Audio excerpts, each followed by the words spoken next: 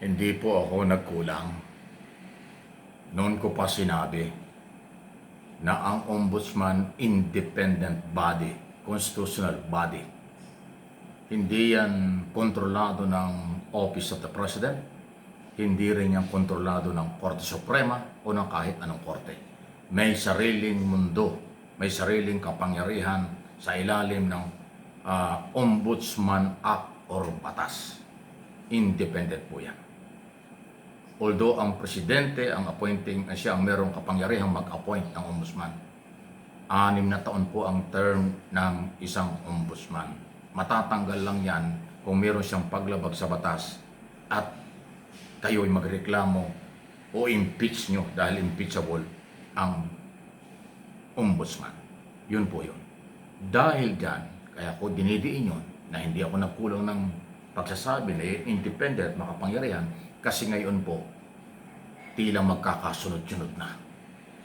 Mukhang sabi nga niya, sabi ni Ombudsman, hinog na ang mga ebidensya, dokumentong nasa kanila na isinumiti ng iba't ibang ahensya ng pamahalaan na sila yung final na magbibigay ng desisyon kung ipapile ang kasong plunder, korupsyon at iba pa laban sa lahat ng mga kinaukulan. Hindi lang mga senador, pati mga local official, ang dami pong nakapile na kaso sa mga nasa gobyerno, wala sa gobyerno, nawala na sa gobyerno, o yung mga incumbent na local official. Yan po yun. Pag sinabi ng ombudsman, hinog na, wala na silang magagawa doon kung hindi i-file yung kaso. At pag nag-file ng kaso, yan ay parte ng proseso. Hindi naman ibig sabihin, pag pinalang kaso, guilty na kayo. Basta na i-file ng kaso, plunder, malversation of public fund, graft and corruption, at kahit ano, before Sandigang Bayan, ano man division bumagsak yan, kaagad-agad po yan ay nagkakaroon ng evaluation. At sa loob ng 24 na oras, pag merong nakitang probable cause, ang Sandigang Bayan, ang sunod doon, warrant of arrest. Pero dahil plunder, ang warrant of arrest, non-bailable offense. So hindi yan political harassment, hindi yan panggigipit. Dahil pag sinabing hinog na ang mga ebidensya, ibig sabihin nagkaroon ng proseso. Masinsinang pagsusuri sa ebidensya na walang magagawa ang ombudsman kung hindi i-file.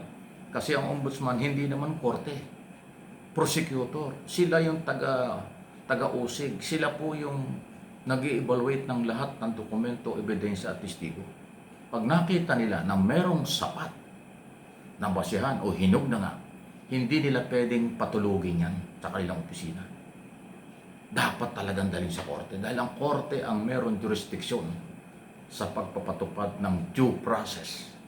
Bibigyan ng lahat ng pagkakataon ang akusado, testigo at complainant. Yun po yun.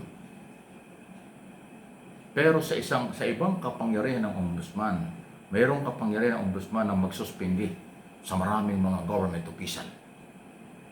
Hindi lang ang elected senador, congressman. Pero yung mga local executive from governor to barangay chairman, mga chief executive, at kung ano pang mga posisyon, director, manager, kung ano, yan ay sakop ng ombudsman na isuspindi kung merong alleged korupsyon o pang-aabuso sa kapangyarihan. So, balikan po yung sinasabing hinog na ang ebidensya. Kaya nga po sunod-sunod. Sabi niya, 4 na senador at may congressman ang hinog na ang ebidensya. Tapos meron pa daw more or less 3 na another senador. Kaya nga 7 ang kakasuhan ng plunder. Yung isa ay sa DOJ naman ang problema, posibleng obstruction of justice. Si Padilla yon dahil nag-escort kay Bato de la Rosa.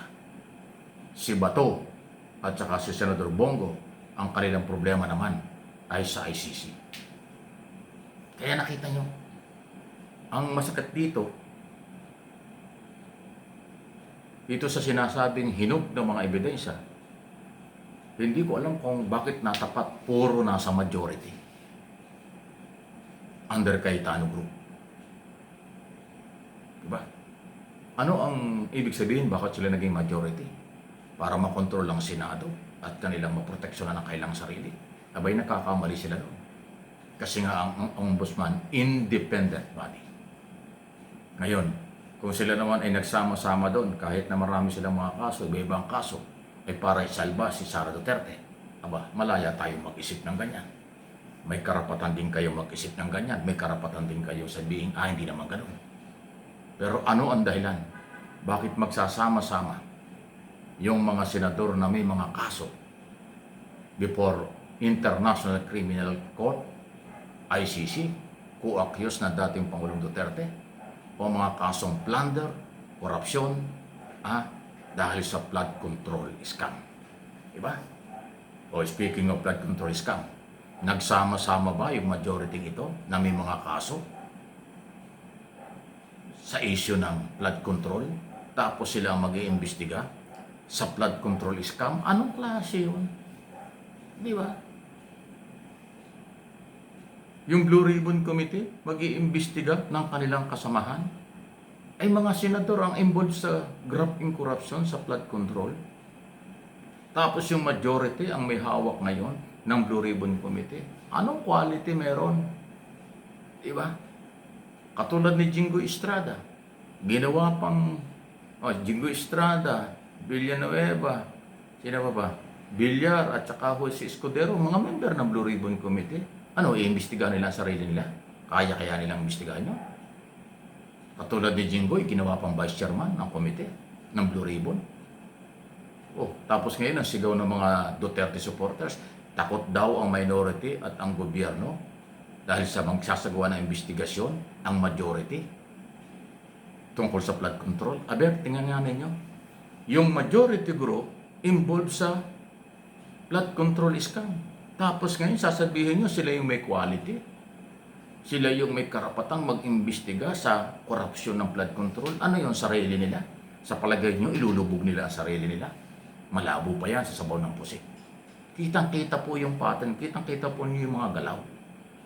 Di ba? Yan ang dahilan kung bakit yung drama series tuloy-tuloy.